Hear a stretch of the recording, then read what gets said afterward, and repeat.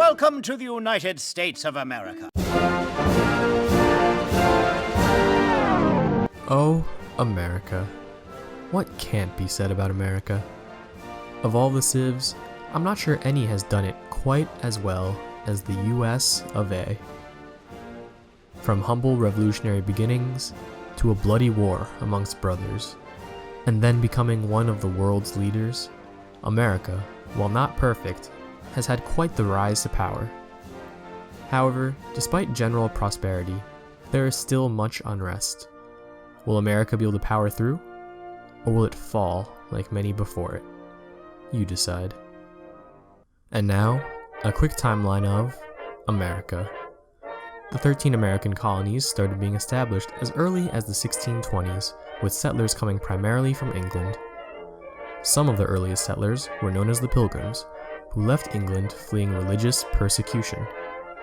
Then, 1776, after some tea gets thrown into a harbor, America declares itself independent from England and wins a very unlikely war. With the birth of a new nation, America also establishes a somewhat unique government, democracy.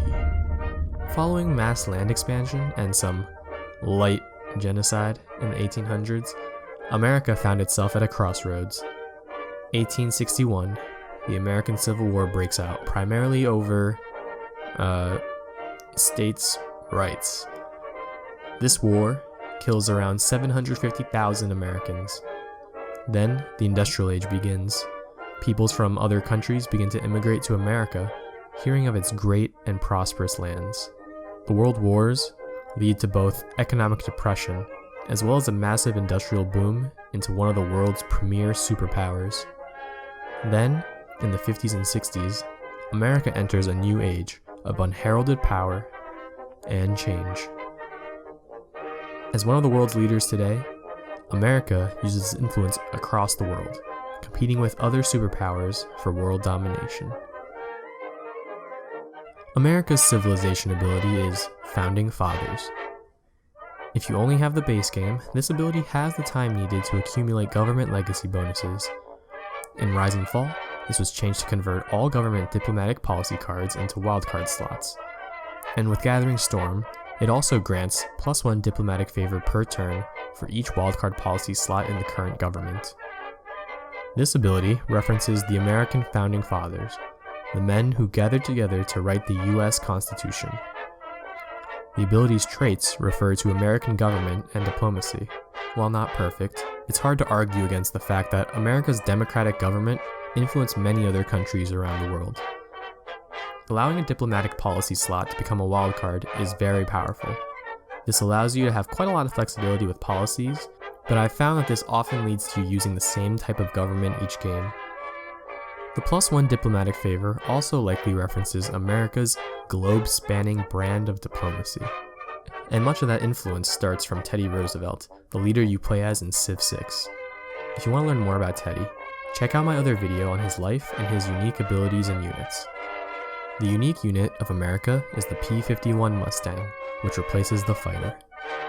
It has superior strength and far superior speed, making it a powerful aircraft.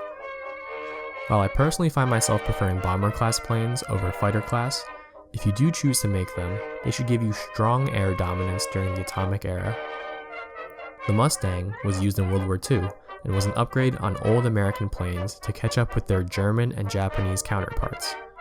It was a long-range, high-altitude, single-seat fighter, which also operated as a fighter-bomber and bomber escort.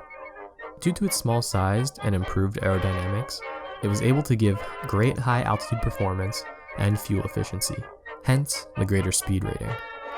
It also used drop tanks, which let it carry enough fuel to provide escort for bombers. It was very powerful and often heralded as the plane which won World War II. The unique building of America is the Film Studio, which replaces the Broadcast Center. The Film Studio and Broadcast Center are more or less the same, but the Film Studio adds an additional 100% tourism pressure towards other civs, starting in the modern era. The Film Studio, of course, references America's history with cinema and Hollywood. with the camera being invented in 1893 New Jersey by Thomas Edison, and then numerous studios popping up around LA in the 1910s, America became quick to dominate the film industry. Studios are no longer as prominent as they once were, but civilization chose them to represent America's cultural influence in the world. With these bonuses, America becomes a relatively balanced civilization, but definitely favors a cultural victory.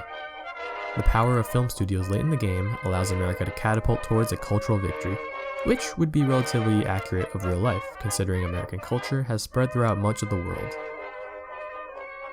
The Founding Fathers' ability also allows them to build up diplomatic favor early on, allowing them an avenue towards a diplomatic victory.